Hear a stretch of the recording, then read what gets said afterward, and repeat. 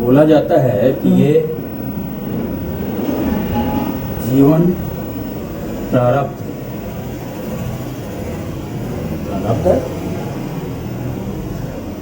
प्रारब्ध का मतलब हुआ कि ये जीवन आपके पूर्व जन्मों का प्रतिफल है।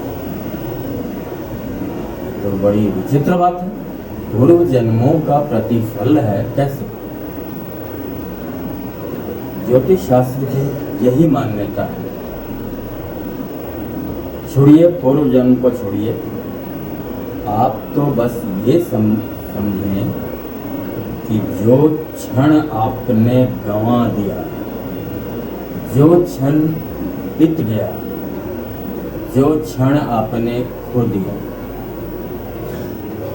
अभी आपके पास जो क्षण है वो क्षण बीते हुए क्षणों का ही प्रतिफल है। आप बीते हुए क्षणों को पूर्व जन्म मान लीजिए, इस क्षण को ये जीवन मान लीजिए। विलक्षण अध्यात्म है, बेमिसाल है, बेनजीर है। ऐसा अध्यात्म विश्व के किसी साहित्य में दुर्लभ है मिलना। हर एक क्षण आने वाले क्षण में आपका हिसाब लेगा। बॉटम लाइन की हम बात करें तो ज्योतिष शास्त्र का बॉटम लाइन है, जो तुमने कर्म किया है उसी का फल यहाँ मिलेगा। कैसे मिलेगा? किस रूप में मिलेगा? जो कर्म तुमने पूर्व में किया है, पूर्व जन्म में किया है या पूर्व क्षणों में किया है, वो उसका उत्तर या उसकी सूरत इस जन्म में तुम्हारी बुद्धि के रूप में नजर आएगी। पूर्व जन्म में किया हुआ कर्म इस जन्म में तुम्हारी बुद्धि के रूप में नजर आएगी, क्योंकि कुंडली का जब अध्ययन किया जाता है तो 8वां भाव पूर्व जन्म का भाव। अब इस कुंडली में जो भी तुम्हारी कुंडली है, उस कुंडली में 10वां भाव कर्म का भाव है और वहां से 8वां बुद्धि का भाव। मतलब है कि जो पूर्व जन्म में तुमने कर्म किया है, इस जन्म में उसी के अनुसार, उसी के अनुपात में तुम्हें बुद्धि प्राप्त हुई है। इस क्षण जैसा तुम कर्म करोगे, इस जीवन में जैसा तुम कर्म करोगे, अगले जीवन में, अगले आने वाले क्षणों में उसी तरह की बुद्धि तुम्हें प्राप्त होगी। जीवन में कुछ चीजों का कोई विकल्प नहीं है। धन का कोई विकल्प नहीं, स्वास्थ्य का कोई विकल्प नहीं।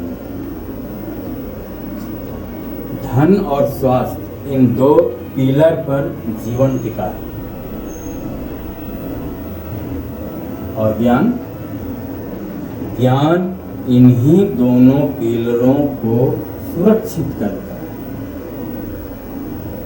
इसलिए अल्टीमेटली ज्ञान का कोई विकल्प नहीं है। हमारे जूनियर फ्रेंड्स, कॉलेज जाने वाले बच्चे, स्कूल जाने वाले बच्चे, उनसे भी छोटे प्ले स्कूल जाने वाले बच्चे, आज अपने दिमाग में सीमेंटेड कर लो, just you cemented on my words in your mind, कि ज्ञान का कोई भी विकल्प नहीं है।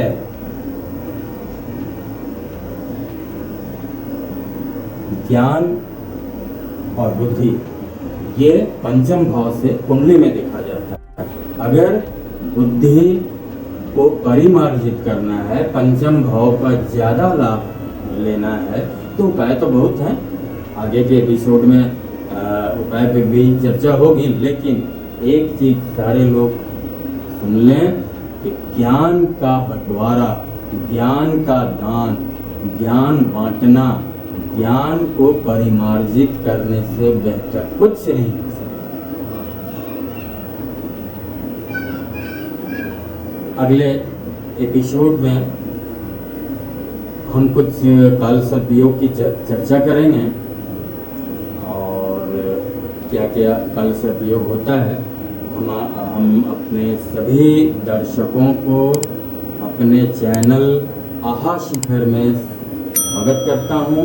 मैं आहा शिखर आप सबों का स्वागत करता हूँ। मेरे चैनल को देखते रहिए।